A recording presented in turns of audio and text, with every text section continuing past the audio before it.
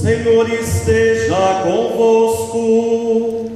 Ele está no meio de nós. Proclamação do Evangelho de Jesus Cristo, segundo Mateus. Glória a vós, Senhor. Naquele tempo, Jesus contou esta parábola a seus discípulos. O reino dos céus é como a história do patrão que saiu de madrugada para contratar trabalhadores para a sua vinha.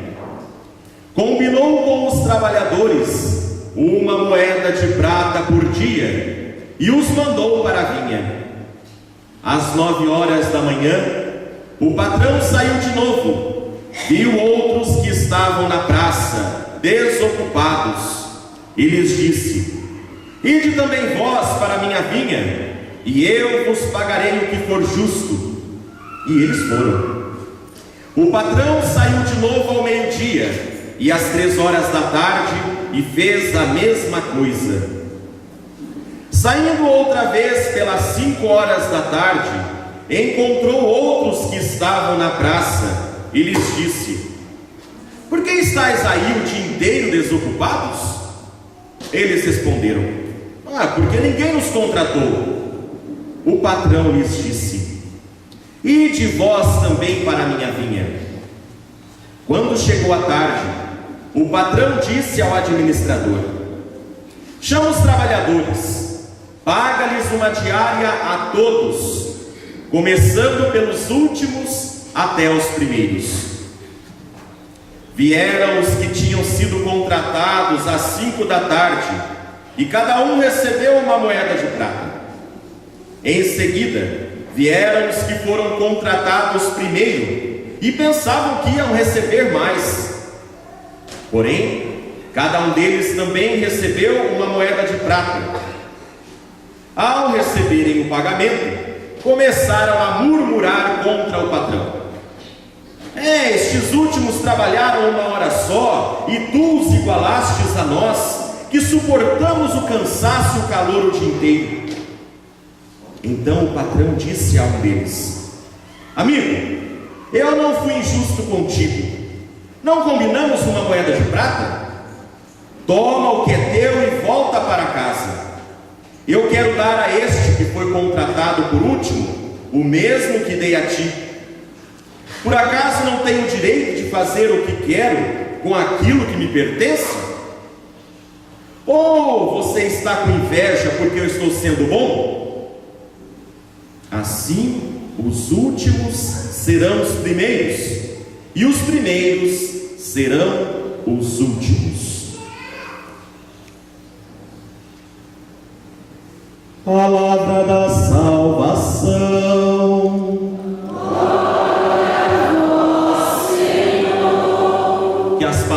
Santo Evangelho perdoe os nossos pecados, em nome do Pai, e do Filho e do Espírito Santo. Amém. Podeis nos assentar, caríssimos irmãos.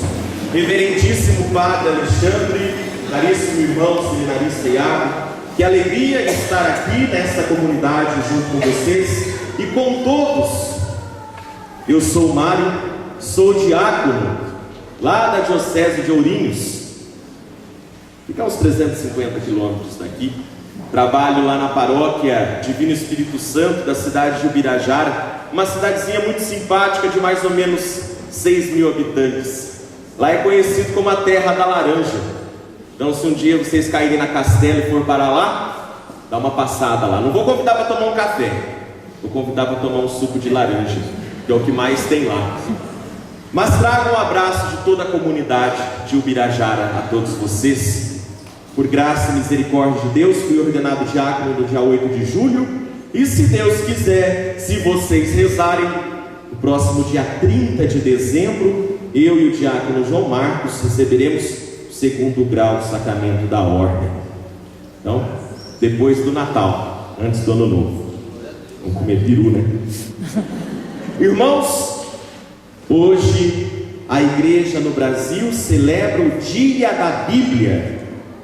Isso porque dia 30 de setembro é memória do grande doutor da igreja São Jerônimo. ele que fez a tradução. E durante o mês de setembro, nós meditamos sobre a importância da palavra de Deus nas nossas vidas. Há um documento conciliar muito bonito chamado Dei Verbo, Concílio Vaticano II, e ele diz assim, que a palavra de Deus é o próprio Cristo que se encarnou, e o mesmo valor, a mesma presença de Jesus na Eucaristia também está na palavra. Tanto é que a Santa Missa, nós temos as duas liturgias, da palavra e da Eucaristia. É a mesma presença do Cristo, é o mesmo alimento. Por isso que nós precisamos aprender a valorizar e nos alimentarmos diariamente da palavra de Deus. Não somente ouvirmos ao domingo, mas com certeza, lá na sua casa você tem Bíblia. Tem ou não tem? Quem tem Bíblia em casa? Maravilha! Será que a tua Bíblia está sendo usada? Ou apenas está aberta no Salmo 91 para espantar raio? Às vezes a gente vai benzer casas, visitar as casas, chega lá, a Bíblia está com a página do Salmo 90 amarela. Está lá. Mas agora, nos últimos 3 domingos, nosso Senhor está nos ajudando a sermos melhores, está nos aconselhando. Domingo passado nós ouvimos a parábola do patrão que perdoou a dívida do empregado. No domingo anterior ouvíamos a respeito da correção fraterna. Aquele que ouve a palavra de Deus, coloca a palavra de Deus em prática, vive a verdade. E aí, ele não pode deixar o irmão cair no erro. E hoje, ouvimos na liturgia que Deus chama cada um de nós. Deus passa na nossa vida para realizar o seu plano salvífico. Passa na nossa vida. O chamado de Deus é para todos.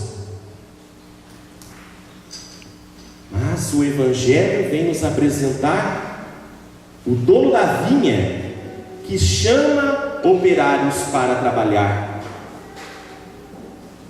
O Evangelho proclamado hoje pela liturgia da igreja, o Evangelho de Mateus capítulo 20, Deus chama cada pessoa para o seu projeto de amor, para a salvação. A salvação é para todos. Ele quer que todos os filhos façam parte do seu plano, do seu reino.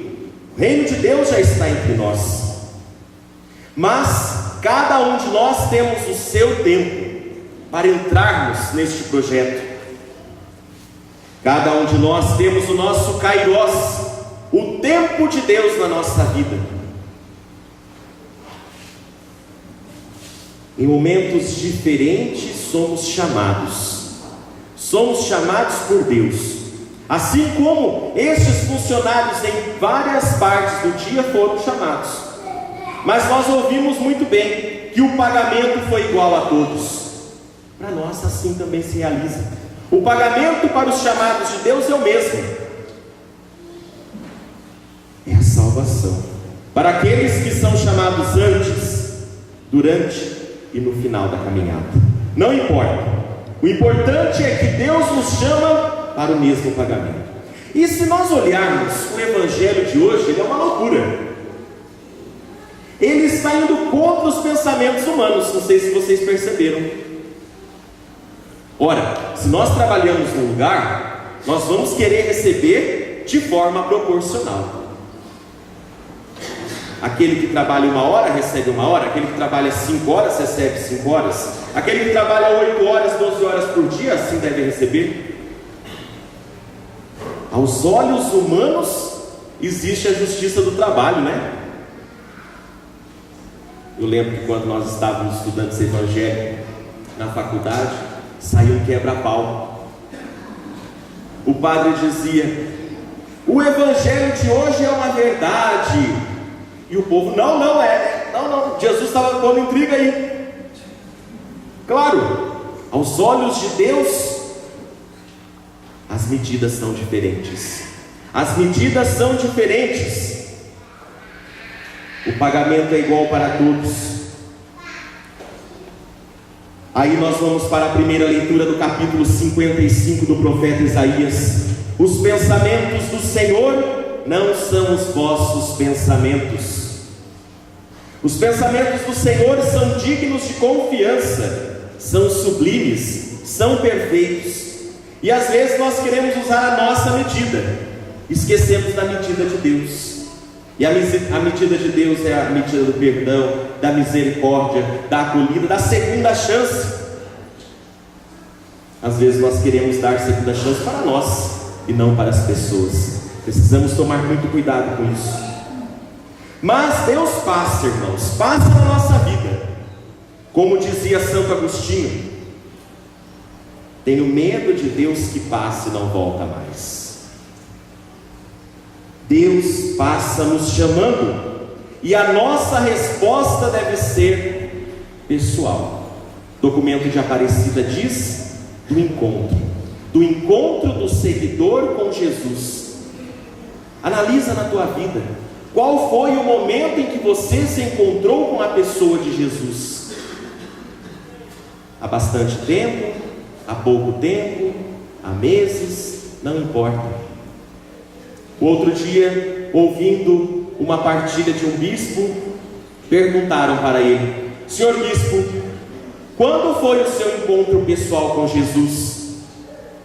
E ele respondeu: deve estar fazendo uns 2 meses. 2 meses, depois de bispo. Cada um tem o seu momento. Deus chama os jovens, Deus chama os adultos, ou Deus chama alguns no momento da morte. Lembra quando Jesus estava lá no Gólgota? Tinha um ladrão à direita e outro à esquerda, e o bom ladrão foi tão rápido que ele reconheceu Jesus, ganhou a salvação. Diz que ele chama bom ladrão porque ele roubou até a salvação. Não sei se é verdade, mas é bonito perceber que Jesus espera a última gota cair. Ele dá a última chance, ele bate até a porta se abrir. Mas irmãos, quem nos garante a hora de Deus na nossa vida? Quem nos garante? Talvez a nossa jornada vai ser longa, talvez a nossa jornada vai ser breve. O importante é estarmos com o nosso coração aberto para este Senhor que passa durante o nosso dia nos chamando.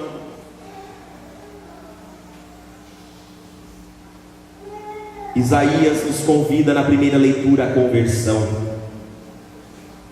Conversão é libertar-se do egoísmo, do pecado, do velho homem. Mas às vezes nós caímos num erro também. Bom, eu tenho muita coisa para fazer, tenho muita vida para viver, vou deixar para seguir Jesus quando eu estiver mais velho. Aí sim eu começo a ir na igreja, começo a fazer penitência, volto a me confessar, começo a me confessar. Não podemos deixar a nossa salvação para amanhã, porque amanhã pode ser que não chegue. E alguns pensam isso: eu vou curtir as minhas baladas da vida, minha vida louca. Depois, quando eu estiver mais velho, eu entro no grupo dos fita vermelha. Precisamos tomar cuidado, porque com as coisas de Deus não brincamos, com a salvação não brincamos. E a segunda lição do Evangelho de hoje é algo que está incutido em nós, que precisamos tomar muito cuidado, senão não vamos escorregar nisso. É a inveja.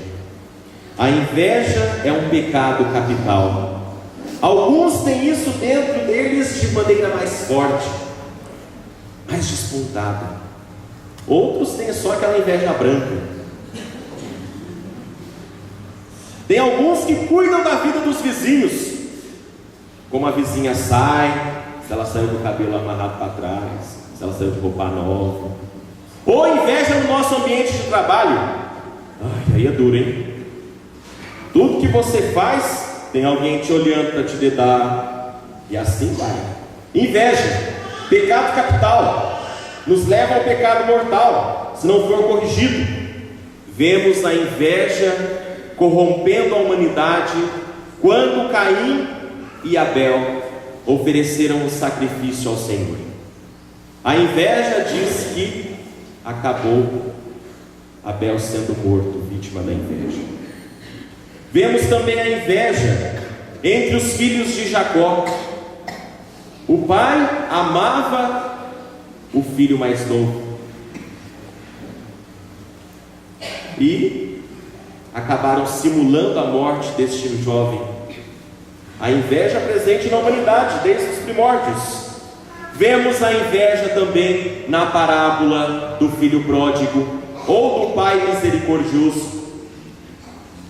Um filho há tanto tempo servindo do pai, o outro filho meio desmiolado, meio sem juízo, pede a herança e sai pelo mundo. E o pai misericordioso sempre aguardando a volta do filho. E quando o filho volta, sujo, cheirando porco, o irmão mais novo, em vez de se alegrar, fica com inveja da salvação do outro. São Gregório Magno diz que a inveja é a tristeza que sentimos ao ver o bem do outro. Olha que sabedoria de São Gregório. É a tristeza que nós sentimos em ver o bem do outro. E assim no Evangelho vemos os funcionários que se invejaram por ver o bem daqueles que trabalharam pouco e ganharam a mesma quantia. Tomemos cuidado com isso, irmãos, para que nós possamos nos alegrar com as bênçãos que o nosso irmão recebe, que o nosso próximo, aquele que caminha conosco, está sendo agraciado. Deus nos ama incondicionalmente, ama a todos, de maneira igual. O sacrifício redentor do Cristo foi por todos, o mesmo sangue é derramado por todos, e Deus quer cada um de nós como irmãos. Somos chamados por Deus a viver no amor e pelo amor, como diz Santa Teresinha do Menino Jesus. Mas às vezes não é fácil viver esta verdade, esta novidade. Mas se nós conseguirmos, nós vamos chegar à altura de São Paulo na segunda leitura, quando ele escreve aos Filipenses: o viver é Cristo, o morrer é lucro. Precisamos, irmãos, fazermos esta experiência com a palavra, transfigurando-nos no Cristo, vivendo como Ele, pensando como Ele, realizando esta mudança interior de pensamento, alegrar com aqueles que se alegram, chorar com aqueles que choram. E a nossa maior riqueza, irmãos, não são os bens materiais. A nossa maior riqueza é ter Deus, é ter a palavra. Como diz Santa Teresa de Ávila: tudo passa, a paciência tudo alcança, mas somente Deus basta. Só teremos a paz completa quando estivermos mergulhados no amor do coração do Pai. Deus sonhou com cada um de nós, mas às vezes nós acabamos transformando o sonho de Deus num pesadelo. Por isso tomemos cuidado, para que nós não caiamos neste erro da inveja. Amemos ao Senhor acima de tudo. Somos chamados por Ele, como diz de maneira tão bonita a primeira leitura: buscai o Senhor enquanto pode ser achado, invocai-o ainda porque Ele está perto. Por isso, guarde isso no seu coração. Busque o Senhor porque Ele caminha contigo. Busque o Senhor porque Ele está perto. Invoca o Senhor no teu dia a dia, na tua existência, e faça dele o centro da tua vida. Que Deus abençoe teu coração, que Deus abençoe tua semana, e que esta palavra ecoe no profundo do teu ser. Deixa Deus ser Deus na tua vida.